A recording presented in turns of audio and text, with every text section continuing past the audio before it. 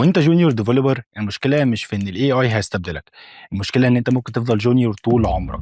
النهارده الاي اي بيخليك في كام ساعه ممكن ان انت تبني حاجات كانت بتاخد منك ايام واسابيع، بس ان انت تبقى اسرع مش معناها ان انت بقيت اشطر. زمان قبل الاي اي اكتر حاجه كانت بتطورك هي حل المشاكل، الباجز، السيرش، انك تقعد ساعتين مع ايرور مطلع عينك وتجرب حل ويفشل وبعدين تفهم السبب. كل ده كان بيبني عندك اهم مهارات المبرمج محتاجها، وهي البروبلم سولفينج والديباجنج، وان انت تفهم الكود بعمق. لكن مع الاي اي دلوقتي بتقول له اعمل لي الفيتشر الفلانيه بيعملها لك من غير ما تعدي على مشكله وتفكر في الحل بتاعها، ومن غير ما تفهم الكود ليه اتكتب بالشكل ده. فبعد شويه بتلاقي عندك بورتفوليو مليان مشاريع، ولكن لو طلبت منك ان انت تبنيهم تاني لوحدك في الغالب مش هتعرف. وانا هنا مش بقولك ما تستخدمش الاي اي، بالعكس استخدمه، ولكن المشكله بتيجي لما بتستخدم الاي اي كبديل لدماغك مش كاداه بتتطور بيها اكتر. تخيل معايا انك طيار ومشغل الاوتو بايلوت، هل هينفع تعتمد عليه طول الرحله ولا محتاج ان انت تكون بتعرف طيران؟ عشان وقت ما السيستم يغلط محتاج ان انت تعرف تحل وتتدخل بشكل سليم.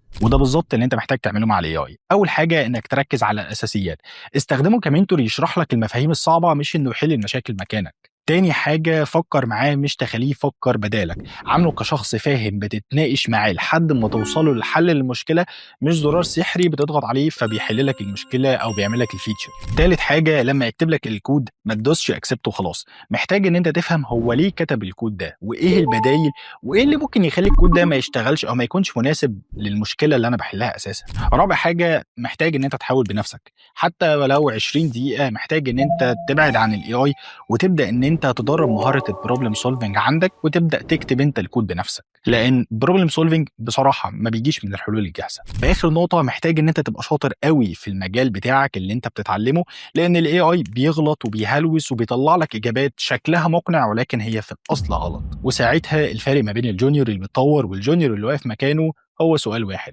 هل انت فاهم الكود اللي اتكتب ولا كنت بتدوس اكسبت وخلاص؟ سلام.